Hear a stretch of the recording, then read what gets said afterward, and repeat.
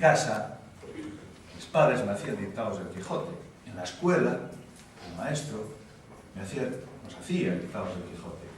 Y siempre me quedaba aquello de, mañana, ¿qué contará? ¿Cómo será la aventura de mañana? ¿No?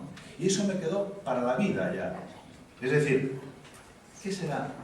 ¿Qué pasará mañana? ¿No? Me quedó para siempre. Entonces, el Quijote, yo lo ojeaba continuamente y me quedó grabado en la infancia. Hay un escritor, extraordinario escritor romántico alemán, que se llama Rainer Maria Rilke, que decía que la patria es la infancia. ¿Eso qué quiere decir? Que la infancia es una etapa que nos va a marcar, y yo diría que casi definitivamente. Entonces, con el Quijote a mí me marcó. Y a partir de ahí ya, yo estuve unido al Quijote. Entonces, cuando empecé a estudiar bachillerato, en aquellos momentos no estudiábamos por libre, algunos, ¿no? Los que vivían en las ciudades no, que tenían un instituto, pero yo vivía en una aldea y en la aldea no había ningún instituto. Y el instituto más próximo era el de Pontevedra y estaba a 20 kilómetros. Entonces yo no podía desplazarme, ¿no? Y estudiaba por libre. Es decir, estudiaba en mi casa, mi madre se iba a la escuela, mi padre se iba a trabajar, yo me quedaba solo, estudiando en casa. Entonces, eso me permitía leer y releer continuamente por los libros que tenía. Entonces, durante el bachillerato, yo tuve un profesor al que se le va a dedicar el día 17 de mayo, o Día de Letras Galegas, que era Valverde, que fue mi mejor profesor de literatura. Y recuerdo todavía algunas cosas que nos decía del Quijote. O sea, fijaros el amor que yo le tengo a ese libro, porque recuerdo algunas cosas que nos decía. Y entre ellas, recuerdo que nos decía, que a mí fue algo que me impactó, nos decía, Cervantes no tenía la intención de escribir una obra tan larga. Él pensaba escribir una novela ejemplar, como las novelas ejemplares, que sabéis que son unas novelas más cortas que escribe, y entonces explicaba, por eso, en el capítulo 8, en la aventura del vizcaíno, bueno, yo por esto sé que vosotros ya tenéis una cierta idea del Quijote, ¿no? Entonces, en el capítulo 8, la aventura del vizcaíno interrumpe la narración. Y dice, bueno, no hay más cosas sobre esta historia, no tengo ninguna documentación más sobre esto, y por lo tanto, no sigo.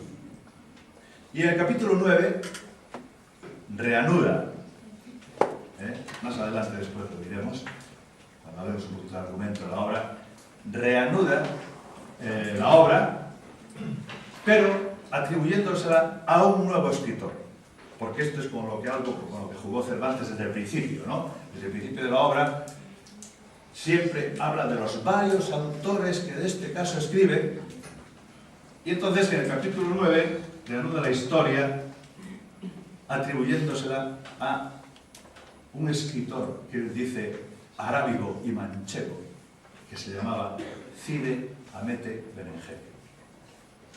Y eso lo reanuda en el capítulo 9. Por eso, este profesor Figueira nos decía, no, lo que pasa es que ve que le va saliendo la obra, y como le va saliendo, ya continúa escribiendo, y al final nos da la obra que nos da. Bien, pues el Quijote, para mí, es igual a la lectura. Es el paradigma de la lectura.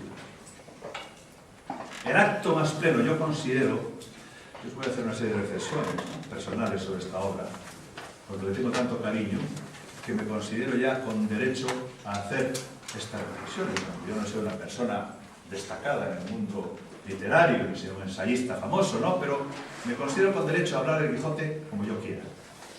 Entonces, digo que el acto, para mí, el acto cultural más pleno que existe, y esto os lo digo a vosotros que creo que lo necesitáis, es la lectura. La lectura. No hay ni un acto tan lleno de contenido cultural como leer. Nada comparable a la lectura, ¿no? porque la lectura te permite la reflexión continua, permanente. Y para mí, el Quijote es la lectura. La lectura por antonomasia. O sea, es el libro de los libros. Es un homenaje a la literatura, el Quijote. Entonces, considero que es una obra que se debe leer, si quieres saber muchas cosas, ¿no? Que se debe leer. Es una obra revolucionaria. ¿Por qué? Hay una literatura anterior al Quijote y hay una literatura posterior al Quijote. Igual que hay una poesía anterior a Petrarca y hay una poesía posterior a Petrarca. Petrarca, Francesco Petrarca, es un poeta italiano, que imagino que os sonará. Es un poeta que cambió la poesía. Forma con Dante y Boccaccio aquel trío de escritores tan importante en la literatura italiana, ¿no? Entonces, hay una poesía anterior a Petrarca y hay una poesía posterior a Petrarca. Entonces, hay una novela anterior al Quijote y hay una novela posterior al Quijote. Pero yo diría más. En el caso del Quijote hay una literatura anterior al Quijote y una literatura posterior. O sea, de tal manera que si aparece un tipo alto y delgado con pinta de soñador, ese es Don Quijote, para siempre. Y si aparece un tipo gordo y bajo, ese es Sancho. Ya para siempre la literatura. Son arquetipos, son paradigmas de personajes, ¿no? Bien, entonces, esta es una obra, digo, fundamental. Si trazamos así un somero argumento rápido, es muy fácil, ¿no? Hablar de un argumento de Quijote es muy fácil. Bueno, pues, Don Quijote hace la primera salida, él solo, se va, una serie de aventuras, es armado caballero, tiene una serie de aventuras, vuelve a su casa, lo recoge, malherido, un convecino suyo, Pedro Alonso, después de que unos mercaderes que iban a buscar seda a Murcia lo hiriesen. Don Quijote, diciendo que era el marqués de Mantua, lo cuenta hablando solo, este vecino suyo, y lo trae a casa. Estamos hablando, bueno, se me pasa un hecho fundamental. Don Quijote es Don Quijote, pero realmente es Don Quijote después de volverse loco leyendo novelas de caballerías. Evidentemente.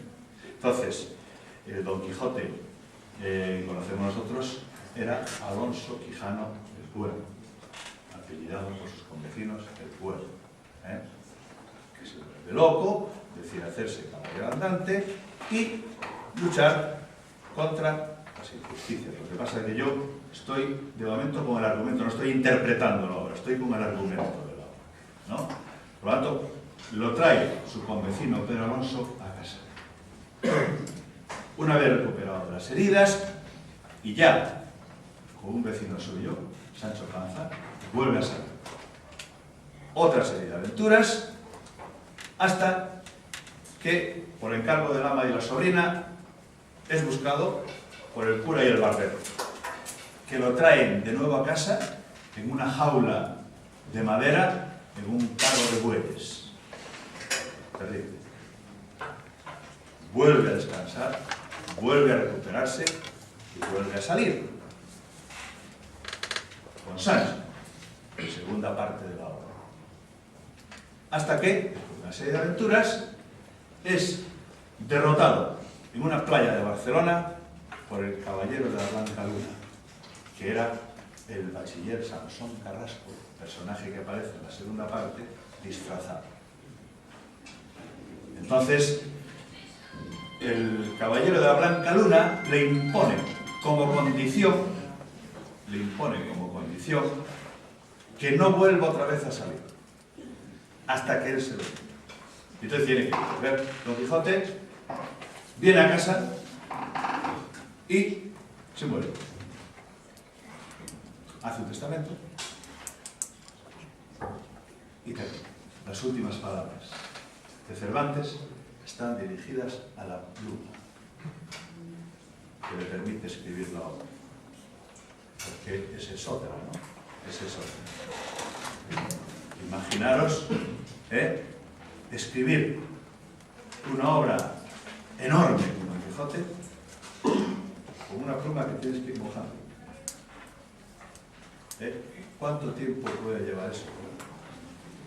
Fijaros, desde la primera parte hasta la segunda, la primera parte se publica en 1605 y la segunda se publica en 1615, es decir, un año antes de morir Cervantes. 10 años han pasado. Nosotros estamos celebrando ahora el 4º aniversario de la publicación, el final de la segunda parte. 10 años entre la primera y la segunda. Hasta dio tiempo a que ese fingido y tordesillasco escritor, que lo llamaba Cervantes, Fernández de Avellaneda, escribiese una segunda parte apócrifa, falsa.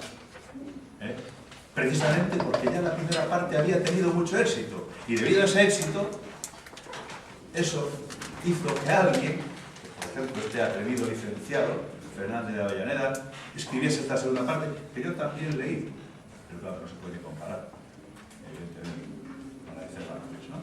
Entonces, eso termina así. Termina así. Don Quijote se muere. Se mueren, ¿sabéis de qué? Se mueren de melancolía. Don Quijote se muere de tristeza. Sancho le dice: no se muera vuesa merced, la cosa más tonta que hay en este mundo, dejarse morir sin más ni más. Solamente debido a la melancolía. O sea, es que nos podemos morir de tristeza. ¿Y por qué se muere de tristeza Don Quijote? Porque Don Quijote sale a solucionar los problemas del mundo y se da cuenta de que es imposible. Y entonces se muere de tristeza, ¿no? Esto, digamos, que es la parte más negativa para mí del Quijote, ¿no? Al final el mensaje es un mensaje pesimista, pero tenéis que tener en cuenta que Cervantes, Don Quijote es Cervantes, Cervantes tuvo una vida de lo más azarosa, de lo más difícil, cantidad de problemas tenía Cervantes, familiares, sociales, de todo tipo, estuvo secuestrado 5 años en Argel, en fin, 20.000 problemas, y por lo tanto, pues puedes entender, ¿no?, de que al final él nos lanza un mensaje pesimista. Pero, fijaros, este tipo pesimista nos hace reír a carcajadas en una obra como esta. Bien, yo traigo aquí una novela, está ya un poco deteriorada, porque lo sé mucho, es una novela que me encanta, y no es que vaya a hablar de la novela aparte, pero es, fijaros, vosotros imaginaros cuántos estudios puede haber sobre el Quijote. Quijote es una obra que está traducida a todas las lenguas cultas del mundo, es una obra que tuvo miles y miles de estudios. Bien, pues fijaros lo que os voy a decir. Aquí en esta novela, Tiempo de silencio, de Luis Martín Santos, un escritor que también se nos fue prematuramente, murió a los 40 años en un accidente de coche. En esta novela se encuentra el estudio, para mí, más bonito. No solamente para mí. Francisco Rico, que es un especialista en el Quijote, decía que entre los 3 estudios más importantes sobre el Quijote, el que está en esta novela, en una novela, está el estudio, es uno de esos 3. Son 3 páginas, no os las voy a leer, pero os voy a leer algunos de los interrogantes que nos da Luis Martín Santos aquí, ¿no? Luis Martín Santos era escritor, psiquiatra, importante para lo que voy a decir, filósofo y un tipo muy culto. una persona que había leído muchísimo. Bueno, si leéis esta novela, por cierto, es una novela obligatoria como lectura en los cursos de coaching, bachillerato. Bueno, y entonces nos larga preguntas como la siguiente. El personaje de la novela va paseando por Madrid y entonces está en la zona de Antón Martín, en la zona de Atoche, que es un Madrid muy literario, ¿no? Es el Madrid, pues, de Cervantes, es el Madrid de Galdós, es el Madrid más literario, ¿no? El Madrid más antiguo, más antiguo. Bien, y entonces dice: ¿puede realmente haber existido en semejante pueblo, en tal ciudad como esta, en tales calles insignificantes y vulgares, un hombre que tuviera esa visión del humano, esa creencia en la libertad, esa melancolía desengañada, tan lejana de todo egoísmo como de toda exageración, de todo fanatismo como de toda certeza? ¿Por qué hubo de hacer reír el hombre que más melancólicamente haya llevado una cabeza serena sobre unos hombros vencidos? ¿Qué es lo que realmente él quería hacer? ¿Qué es lo que ha querido decirnos el hombre que más sabía del hombre de su tiempo? Cervantes es un ser profundamente humano. A Don Quijote lo único que le interesa son las personas. Nada más. Cuando después de la aventura de los galeotes se van, Sancho le dice: cuidado con lo que acabamos de hacer, ya parece que oigo las saetas de la Santa Hermandad por todos los lados. La Santa Hermandad es una especie de guardia civil, ¿no? Porque acababan de poner en libertad a unos condenados a galeras, ¿no? Entre ellos un personaje muy famoso de Quijote, ¿no? Ginés de Pasamonte. Aparecerá la segunda parte como Maese Pedro, que incluso la primera le roba el burro a Sancho. Y dice: ya estoy oyendo las saetas, es mejor que nos escondamos. Sabéis que Don Quijote era muy valiente, ¿no? Decía: no, de eso nada. Pero reflexionó, dijo: bueno, por esta vez te voy a hacer caso. Y vamos a meternos por aquí, estamos cerca de Sierra Morena, vamos a meternos por aquí. Entonces, cuando entran, ven una maleta en el suelo. Y entonces la señala con la mazo a Don Quijote y le dice: Sancho, a ver, bájate y mira lo que hay en esa maleta.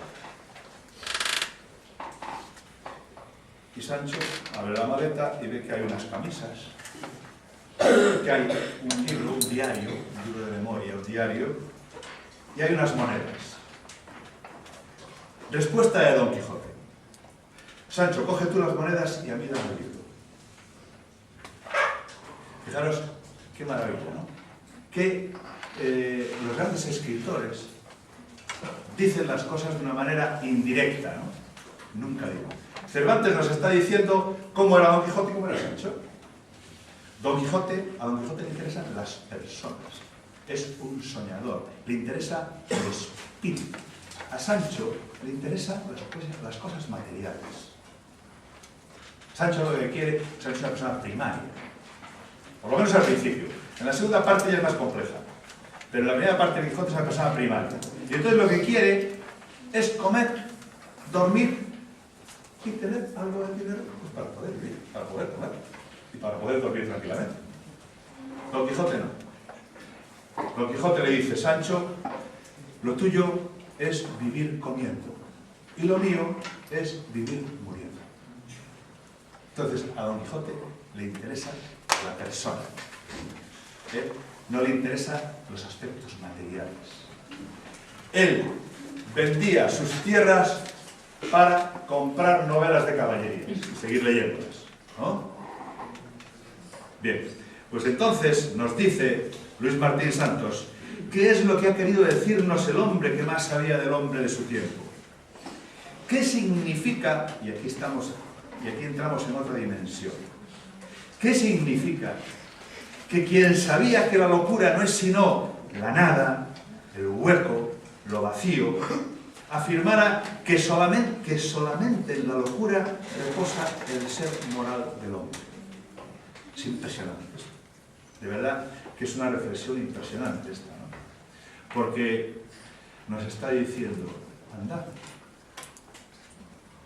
Podemos pensar, ¿cómo a un tipo loco le da por combatir la injusticia? A un tipo loco le da por ayudar a los demás. Aquello que decía Don Quijote, ¿no? Desfacer entuertos, ayudar a las viudas. ¿Cómo a un tipo loco le da por esas cosas? ¿Realmente está loco? ¿Realmente una persona que hace eso está loca? Pues si está loca, bendita locura, ¿no? Una persona que se dedica a luchar contra injusticias, bendita locura. Y ahí está la cuestión. La obra, si os dais cuenta, nos dice Cervantes, Alonso Quijano, el bueno, se vuelve loco. Él nos dice literalmente, se pasaba los días, se pasaba las noches leyendo de claro en claro y los días de turbio en turbio. Y del mucho leer y del poco comer se le secó el cerebro. De tal manera que vino a dar la más disparatada idea, que es hacerse caballero. Entonces, esa persona que sale por el mundo a luchar, está loco. ¿Y dónde encontramos aquí al final algo que da validez a lo que hace Don Quijote? En que cuando llega a su casa, de vuelta, después de ser derrotado por el caballero de la Blanca Luna, vuelve para morir y le dice a todos, estaban ahí esperando su testamento, les dice, ya no soy Don Quijote, ya soy Alonso Quijano el Bueno. Normalmente una persona que está muy loca termina loca, ¿no? Su vida. Don Quijote no debía estar tan loco para que de pronto recuperase la cordura. Esto le da muchísima más validez a la obra, ¿no? Muchísima más validez. Por lo tanto, este estudio, esta novela que no voy a leer, que es un estudio de 3 páginas, es de lo mejor que se escribió sobre Quijote. De lo mejor. Bien, entonces, yo os decía antes, os hablaba un poco del argumento, ¿no? De la novela. Sabéis que en la novela hay muchísimos personajes. El Quijote es un viaje por España. Y entonces, el Quijote sobre España nos dice mucho más que muchos libros de historia sobre España. Es un viaje. Y nos habla de todo.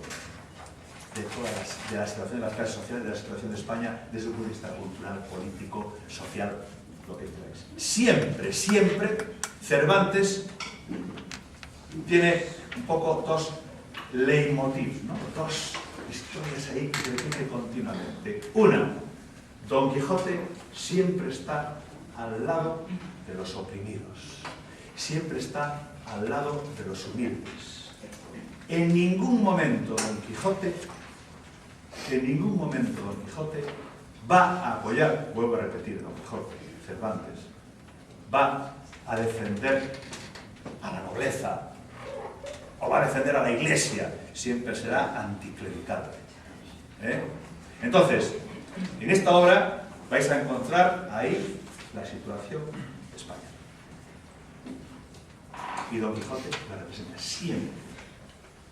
Fijaros, cuando vuelve de su primera salida, lo trae a su casa Pedro Alonso, un vecino suyo, campesino.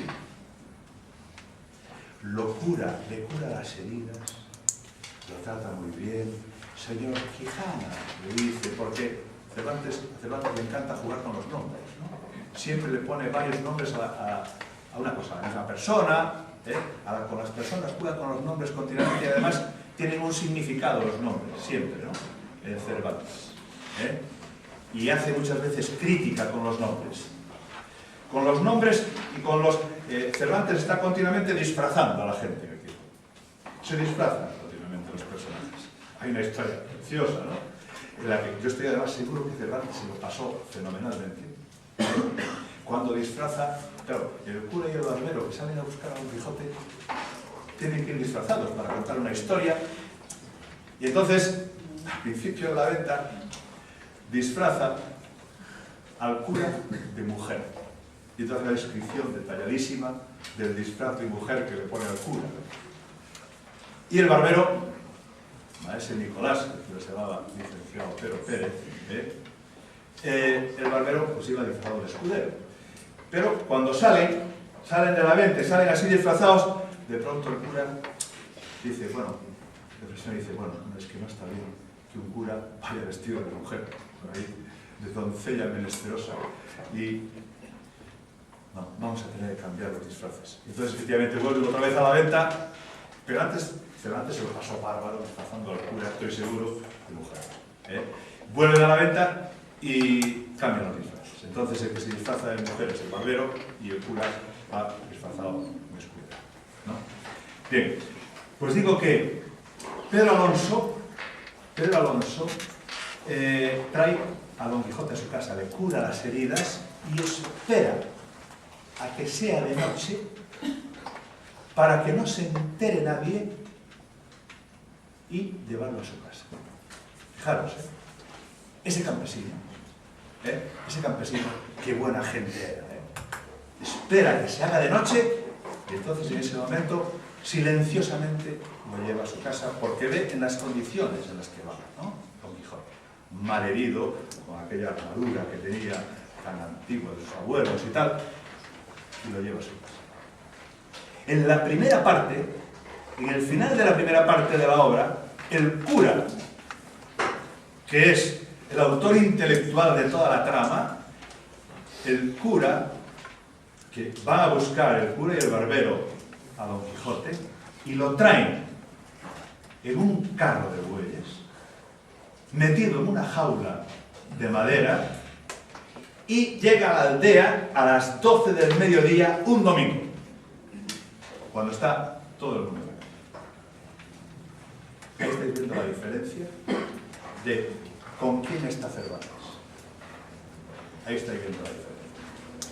Cuando en la segunda parte de la obra hay 17 capítulos, del capítulo 30 al capítulo 58, al capítulo 57 inclusive, 58 ya no, Don Quijote y Sancho están en la casa de los duques, en el palacio de los duques, en donde son sometidos a todo tipo de burlas.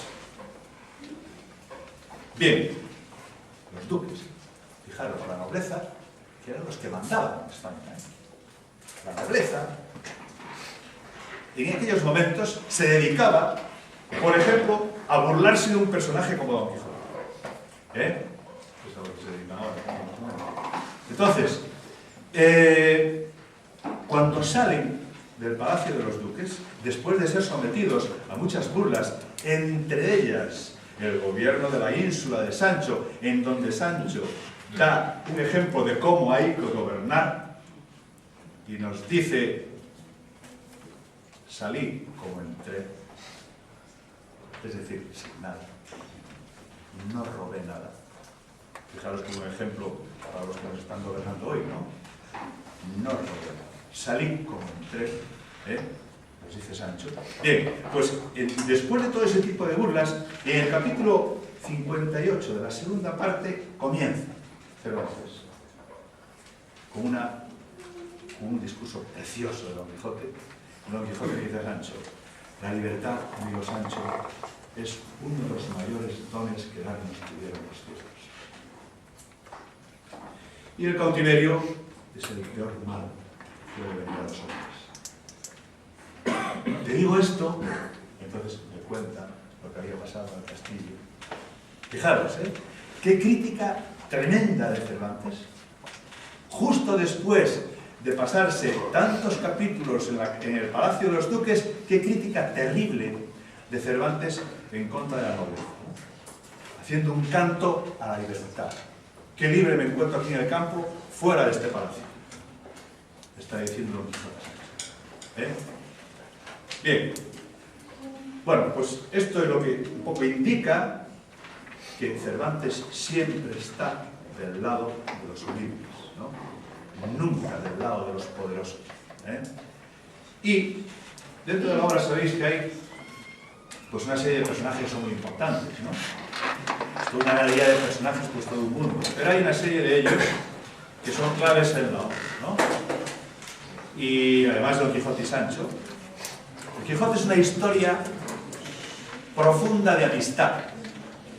De amistad. Y siempre cuando dos amigos, imaginaros, dos amigos, siempre uno le aporta algo al otro.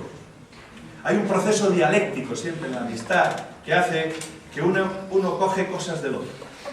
Siempre. Entonces, en ese proceso es lo que pasa con Don Quijote y Sancho. ¿Sabéis? Incluso que a partir de ahí Unamuno hizo todo aquí, a partir de Unamuno empezaron aquellas interpretaciones de Quijote, ¿no? La sanchificación de Don Quijote y la quijotización de Sancho. Bien, pues eso se da en la obra, ¿no? Pero digo que siempre hay de los dos. Ahora, lo cierto es que al final, después de la batalla, solos quedaban Rocinante y el jumento, Don Quijote y Sancho. Siempre quedaban solos al final. Y esto es una extraordinaria historia de amistad. Una historia de amor, ¿no? Auténtica. Entonces, dos personas que se tienen cariño y dos personas que están juntas y son amigos siempre. Y Don Quijote al final de su vida le dice a Sancho: perdona, Sancho, por haberte hecho creer en las novelas de caballería, tal. Y Sancho diciéndole: vamos al campo vestidos de pastores y tal, aquella idea que había tenido Don Quijote en un momento determinado, de hacerse pastores después de la derrota en la playa de Barcelona, ¿no? Bien, pero digo que hay personajes muy interesantes en la obra. Por ejemplo, Dulcinea. Un personaje maravilloso.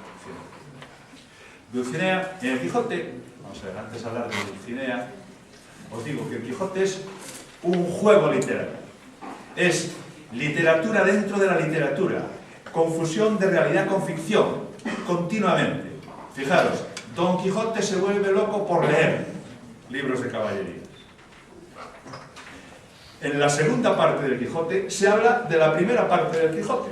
Los personajes que aparecen en la segunda parte ya saben toda la historia de la primera parte. O sea, ya veis que ahí se confunde la realidad con la ficción, la realidad de la obra con la ficción, ¿no? Pero además, en la segunda parte del Quijote, o sea, la obra termina comiendo Don Quijote y Sancho con Álvaro Tarfe. Álvaro Tarfe es un personaje del Quijote de Avellaneda. Y además Don Quijote le dice: oye, declara aquí que el auténtico Don Quijote soy yo, no ese que anda por ahí, ese libro, tal. Tienes que firmar que el auténtico Don Quijote soy yo. Bien, pues os decía, Dulcinea. Dulcinea es un personaje precioso. Y yo siempre le decía a mis alumnos cuando les hablaba de Quijote: Dulcinea rima con idea. Dulcinea es una idea. Es una idea. Sabéis que Dulcinea solamente existe en la mente. Y con ella sucede, es una historia independiente, incluso dentro de la misma obra, la historia de Dulcinea, ¿no? Porque Don Quijote dice: bueno, tengo que buscar una enamorada a quien dedicar mis victorias que no aparecen. Y entonces le va a llamar Dulcinea. Parece ser, cuenta Cervantes, que era una campesina de la que él anduvo enamorado un cierto tiempo, se llamaba Donza Lorenzo y tal. Bien, sabéis que cuando se internan en Sierra Morena y Don Quijote hace meditación a la manera del personaje de Amadís, por el desprecio de Oriana, llega un momento en que en la Peña Francia hace una meditación convertido en Beltenebros. Bien, pues entonces Don Quijote también hace una meditación a la manera de Amadís de Gaula, la novela de caballerías, ¿no? Y entonces manda a Sancho, escribe una carta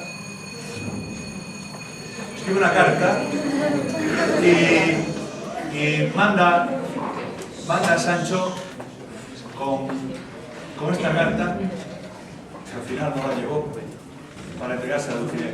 Es una pena que no nos dé tiempo, ¿no? Esto de Dulcinea. Sí, es una historia muy bonita. Bien, entonces, manda a Sancho, en teoría lo manda con la carta que al final se olvida.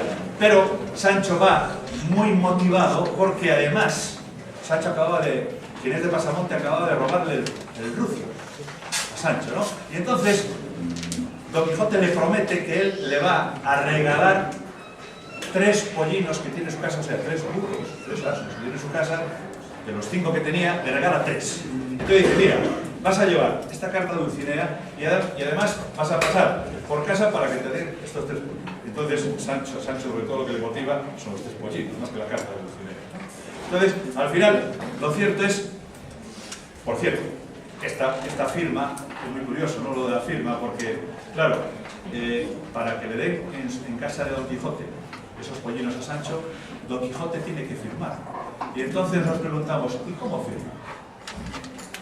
Porque la firma de Don Quijote no vale. Porque Don Quijote no existe. Y Don Quijote no es Alonso Quijano. En ese momento es Don Quijote. Entonces, ¿cómo firma? Y claro, Cervantes se da cuenta de eso y ¿qué hace? Pues no firma. Hace una rúbrica y dice, bueno, con mi rúbrica ya es suficiente. Y entonces se va Sancho, pero al final se da cuenta que se había olvidado de la carta. Y entonces, a la vuelta, tiene que contarle a Don Quijote cómo era Dulcinea. Pero claro, no la había visto a Dulcinea, ¿no? Yo ya no los leo fragmentos de Quijote, yo no los leo mucho tiempo y puedo hablar menos, ¿no? Entonces, nos dice, bueno, ¿y qué hacía aquella perla? Le dice, pregunta a Don Quijote, a ver, Sancho, cuéntame el viaje a ver a Dulcinea. Entonces, Sancho se inventa la situación, ¿no? Y dice, ¿qué hacía? Bueno, Sancho trata de desmitificar el mito de Don Quijote con Dulcinea, ¿no? Y le dice, pues estaba echando trigo allí, la era. Bueno, el trigo sería candeal o trenchero, son 2 clases de trigo muy buenas. No, era rubión, que era una clase muy vulgar de trigo, ¿no? Bueno, aunque fuese rubión, bueno, pero ¿qué hizo con la carta? Pues la rompió, porque dijo que no sabía leer y que no le interesaban las cartas. ¿Pero cómo? O sea, Don Quijote ya empezaba. Pero, ¿y a qué olía? Aquel ámbar desleído, le decía, ¿a qué olía Dulcinea cuando te acercaste a ella? Porque me dices que estuviste cerca de ella. Sí, estuve casi a un palmo de ella y debía ser porque estaba con lo del trigo, la faena del trigo, que estaba un poco correosa y sudorosa. Don Quijote le dice, Sancho, te habrás olido a ti mismo, no a ella, porque es imposible que Dulcinea fuera así. Y esta historia de Dulcinea, de la mitificación y desmitificación de Dulcinea, continúa, porque en la segunda parte, cuando van al palacio de los duques, los duques le montan una farsa, porque en el comienzo de la segunda parte, que es una historia muy bonita, Don Quijote y Sancho se van al Toboso a ver si encuentran a Dulcinea, que es donde aparece esa famosa frase, ¿no? Con la iglesia hemos dado, Sancho, aquel bulto negro que ves allí, debe ser la iglesia. ¿Qué? Con la iglesia hemos dado, y claro, al final Sancho tiene que simular un encuentro con Dulcinea y resulta que el encuentro es el de una campesina que viene por allí y Sancho dice que era Dulcinea. Y al final termina siendo encantada Dulcinea en la figura de la campesina y los nobles, al hacer esa farsa, le dicen, bueno, es necesario para desencantar a Dulcinea que Sancho se dé 3.300 azotes en ambas posaderas. O sea, fijaros luego, ¿no? Es decir, a partir de ahí ya la historia de los azotes continúa hasta el final de la novela. Los azotes que tiene que darse Sancho para ver si se desencanta Dulcinea. Bueno, es que de Quijote se puede hablar tantas cosas que es una pena, ¿no? Porque podría hablar muchísimas cosas. Pero lo importante es que si no leéis la obra entera, que yo tampoco lo aconsejo en estos momentos, sí leer fragmentos, pero bien, calma, interpretando bien lo que quiere decir. Y sobre todo, que esto sirva para reflexionar un poco y leer más. Siempre, termino, os digo, mis mejores alumnos fueron los que leían más, siempre. Y sí, no me resisto a leer solamente un acto muy pequeñito a propósito, porque sabéis que están buscando en estos momentos la tumba de Cervantes, ¿no? Bueno, y entonces yo quiero, en estas palabras finales que Cervantes le dedica a su pluma, dice, para mí sola nació Don Quijote y yo para él. Él supo obrar y yo escribir. Solo los dos somos para el uno, a despecho y pesar del escritor fingido y tordesilesco, que se atrevió o se ha de atrever a escribir con pluma de avestruz grosera y mal delineada las hazañas de mi valeroso caballero, porque no es carga de sus hombros un insulto de su resfriado ingenio. A quien advertirás, subrayo estas palabras, a quien advertirás, si acaso llegas a conocerle, que deje reposar en la sepultura los cansados y ya podridos huesos de Don Quijote, y no le quiera llevar contra todos los fueros de la muerte a Castilla la Vieja.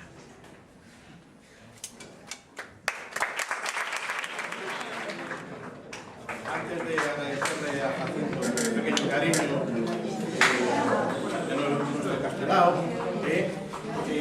que no lo conozcan, como se cuenta en la presentación, dijeron que había sido profesor de IES Castelao. Y en eso os he invitado a leer y a cultivaros. Tened en cuenta que tenemos una dualidad en él, que al margen de ser un gran profesor de lengua y literatura, es entrenador de fútbol.